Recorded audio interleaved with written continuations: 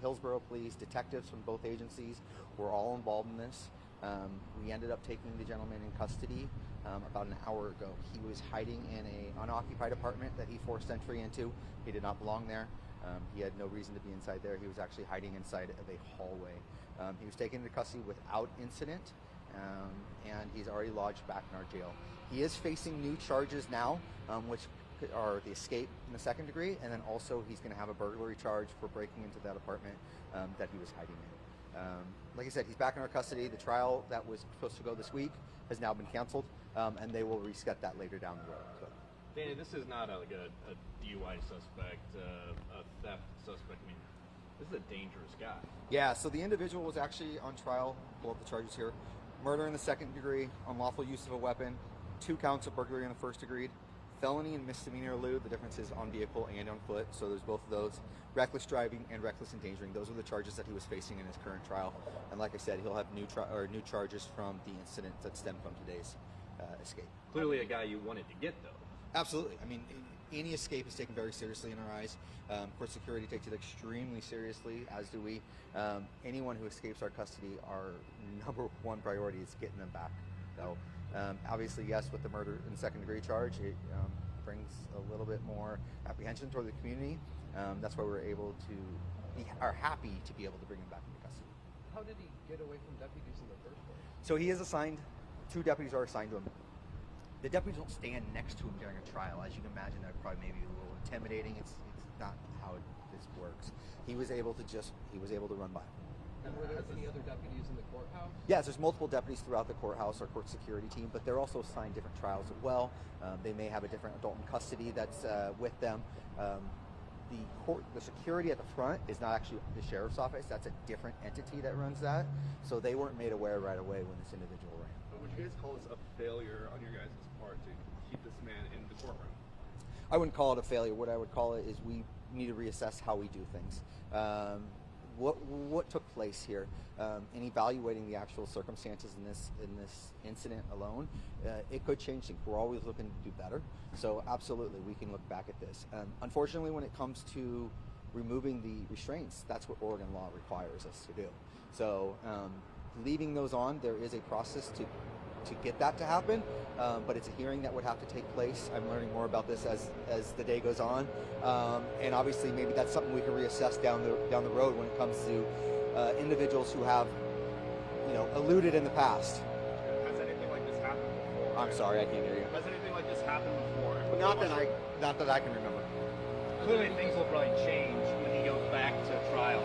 I mean, like, especially for him, but if not others too. I imagine.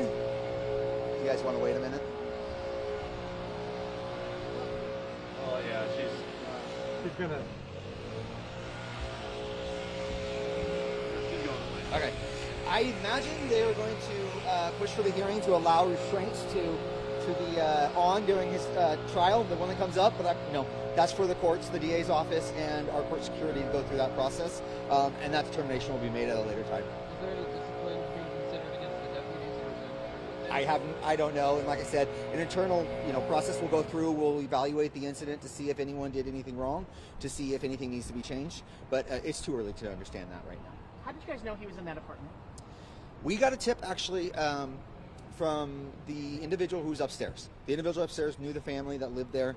At one point, looked down and saw the individual, this suspect, trying to pull the door open, and he thought to himself, that's kind of weird, so he let us know.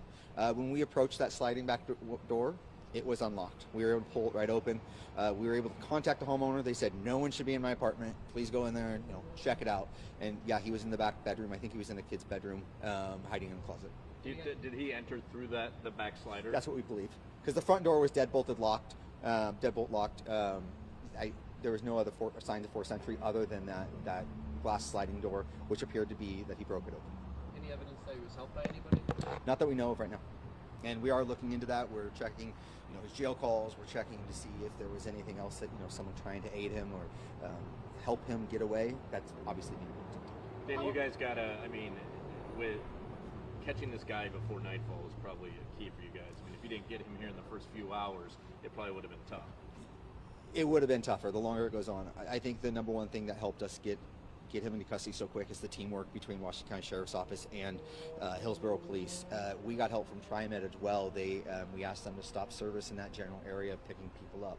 They were able to drop people off, but they were not going to pick anybody up because of the fear that this gentleman could have jumped on a bus and gotten outside of a perimeter. We had, like I said, just the amount of teamwork that went into this is the primary reason I believe that we got him into custody so quick.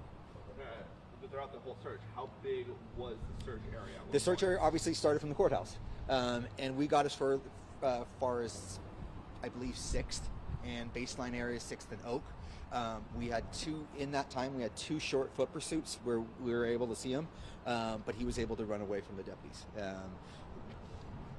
Every time we'd lose sight of him after those foot searches, that's where we'd be able to get that perimeter locked down. So it moved a couple times, but primarily between the courthouse and all the way out to 5th, 6th, and Oak.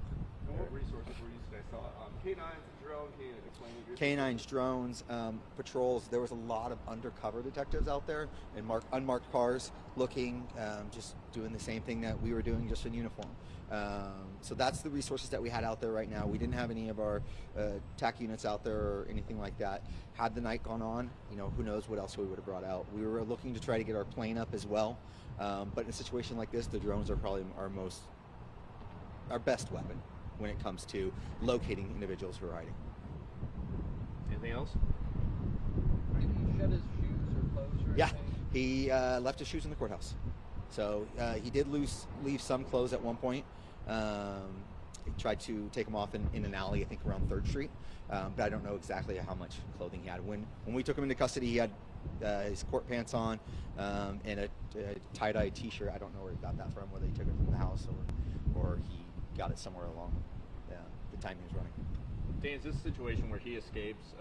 Does somebody notify victims' families right away? The detective who was leading the case was actively involved in this, so I know he was in communication, but his mother was involved in this case, so his intimate family stems from the original charges, so they were very well aware. Was there any of that family in the courtroom? His mother was, I believe. All right. Anything else? Thank you, everybody. Thank you.